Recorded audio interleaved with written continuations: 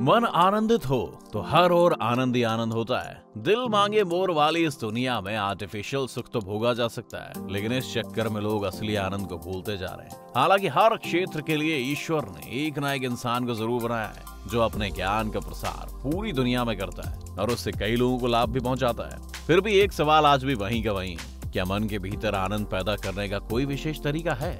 इसका जवाब हाँ में है। इस दुनिया में एक इंसान है जिसका ये मानना है कि जैसे बाहरी दुनिया में सुख सुविधाएं पैदा करने के लिए एक तकनीक है, वैसे ही अपने भीतर सुख और आनंद पैदा करने के लिए भी एक विज्ञान और तकनीक मौजूद है। क्या आप जानना नहीं चाहेंगे आखिर कौन है वो महापुरुष जिसकी जिंदगी का सफर कैसा है और वो आखिर ऐसा क्या करते हैं जिसकी वजह से इस देश के लोग ही नहीं बल्कि विदेशी भी इनके जबरदस्त भक्त हैं?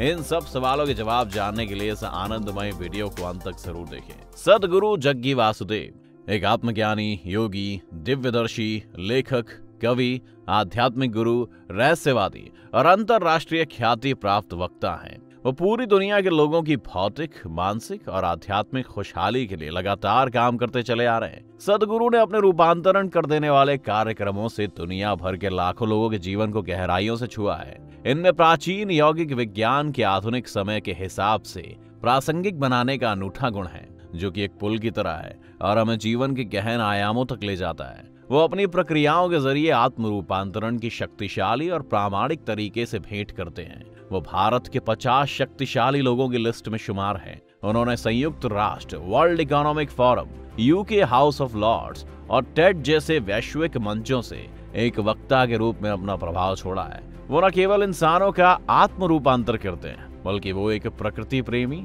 पशु प्रेमी, बाल प्रेमी, योग साधक और बाइक प्रेमी भी हैं। ईशा फाउंडेशन के संस्थापक सदगुरु का जिंदगी को देखने का नजरिया सबसे अलग है।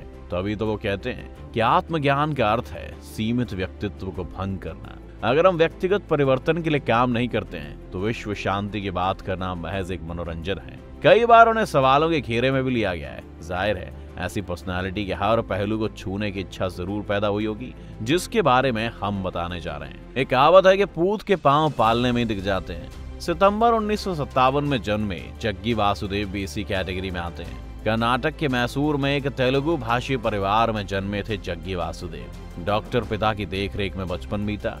प्रकृति प्रेम बचपन से ही दिख गया था, क्योंकि बचपन में ही अक्सर ऐसा होता था कि वो कई दिनों तक घर से गायब हो जाते थे और फिर काफी खोजबीन पर पाया जाता था कि वो पेड़ की ऊंची डाल पर बैठकर हवाओं का आनंद ले रहे हैं या फिर गहरे ध्यान में लीन हैं। जंगल से लौटते वक्त उनकी झोली सांपों से भरी होती थी। अपनी उम्र के 11वें साल से ही उन्होंने योगाभ्यास करना शुरू कर दिया था। उनके योग गुरु श्री राघवेंद्र राव थे, जो मल्लदेहल्ली स्वामी के नाम से फेमस थे। सदगुरु ने यहीं से शुरुआती प्राणायाम और आसन की विद्या सीखी थी। अपनी स्कूली शिक्षा खत्म करने के बाद उन्होंने मैसूर विश्वविद्यालय से अंग्रेजी भाषा में स्नातक की। कॉलेज में उनकी बाइक से यात्रा करना फेमस था। कॉलेज की पढ़ाई खत्म करने के बाद वो एक व्यवसायी बने। अपने स्मार्ट सेंस के जरिए उन्होंने पोल्ट्री फार्म और ईंट निर्माण में अपना सिक्का जमाया। साल 1984 में उनकी शादी हुई। उनकी पत्नी का नाम विजया कुमारी था। उनकी एक बेटी है जिसका नाम राधे है, जो कि एक प्रसिद्ध भरतनाट्यम डांसर है। साल 2017 में भारत सरकार ने आध्यात्मिक क्षेत्र में योगदान के लिए सदगुरु को पद्म विभूषण से सम्मानित किया। साल 2012 में समाचार पत्र इंडियन एक्सप्रेस की ओर से उन्हें पर्यावरण संरक्षण के क्षेत्र में योगदान और पारिस्थितिक मुद्दों में सार्वजनिक भागीदारी को प्रोत्साहित करने के लिए 100 सबसे शक्तिशाली भारतीयों की लिस्ट में जगह दी गई। इससे पहले 2010 में वो केंद्र सरकार की ओर से इंदिरा गांधी पर्यावरण पुरस्कार से सम्मानित हो चुके हैं। जग्गी वासुदेव ने अब तक 8 भाषाओं में 100 से अधिक किताबें लिखी हैं। एक आम परिवार में जन्मे जग्गी वासुदेव सदगुरु जग्गी वासुदेव कैसे बने, इसकी कहानी भी कम रोचक नहीं है। जिस उम्र में एक युवा अपनी रोजी रोटी की तलाश में रहते हैं, जग्गी वासुदेव को उस उम्र में एक अलग ही रास्ता मिल गया था। हुआ यूं कि एक बार वो अपनी आदत के मुताबिक चामुंडी के पहाड़ियों में एक चट्टान पर एकांत बैठे थे। उनकी आंखें खुली थीं, लेकिन अचानक उन्होंने अनुभव किया कि वो अपने शरीर में है ही नहीं, बल्कि वो हर ओर फैल गए हैं। यानी वो खुद को पेड़ों में, चट्टानों में और जमीन पर भी दिख रहे हैं। हालांकि उन्हें इस प्रक्रिया में आनंद की अनुभूति हुई। उनका ये अनुभव एक बार का नहीं रहा, बल्कि वो बार बार इसे महसूस करते रहे। इसके बाद हर बार उनकी मानसिकता और जीवन शैली में बदलाव आया।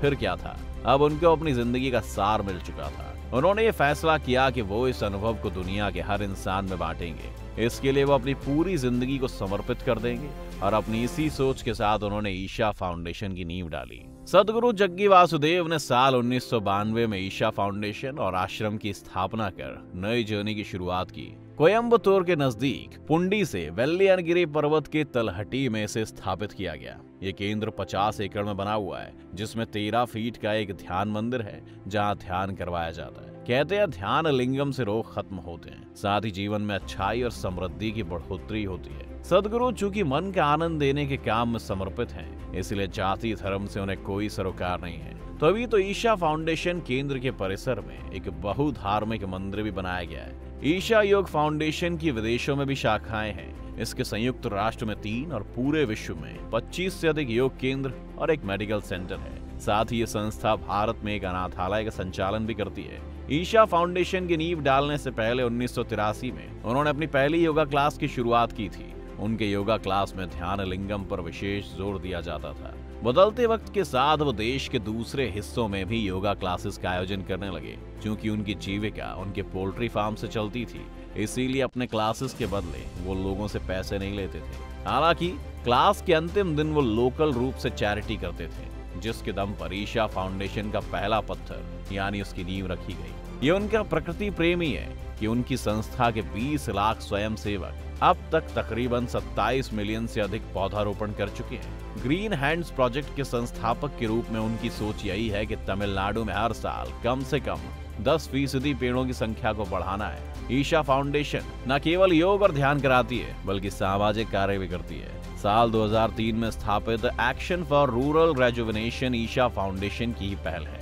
ये मुख्य रूप से गांव में रहने वाले गरीबों की हेल्थ और उनकी जीवन की गुणवत्ता को विकसित करती है। ये किसानों की खेती से संबंधित कई समस्याओं का समाधान निकालने की पुरजोर कोशिश करती है।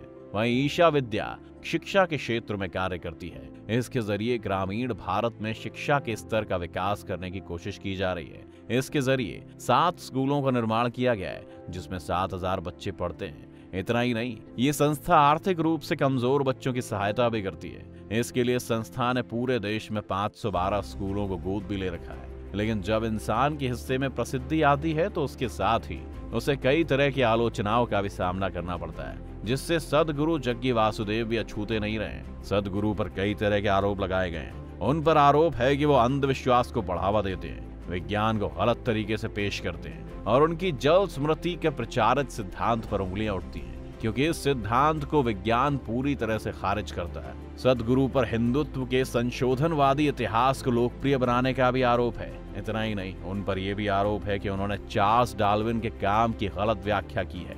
कोरोना संकट के पहले देश में चल रहे सीएए एनआरसी विवाद के मामले में भी इन्हें घेरा गया था, क्योंकि इन्होंने अपने एक भाषण में कह दिया था, लोग सीएए का विरोध इसलिए नहीं कर रहे कि इससे अफगानिस्तान, पाकिस्तान और बांग्लादेश के उत्पीड़ित अल्पसंख्यकों को नागरिकता मिल जाएगी, बल्कि लोग तो इसलिए इसका विरोध कर रहे हैं कि इसमें नागरिकता देने का पैमाना धर्म को बनाया गया है। उसी वक्त इन पर भारत की केंद्र सरकार के साथ मिलकर लोगों को गुमराह करने का आरोप भी लगा था। जहां एक और सदगुरु जग्गी वासुदेव मन का आनंद दिलाने में खुद को समर्पित कर खूब फेम पा चुके हैं, तो वहीं दूसरी ओर कुछ आरोपों ने भी इन्हें खूब सुर्खियों में रखा। लेकिन बावजूद इसके कभी इनका फेम फीका नहीं पड़ा।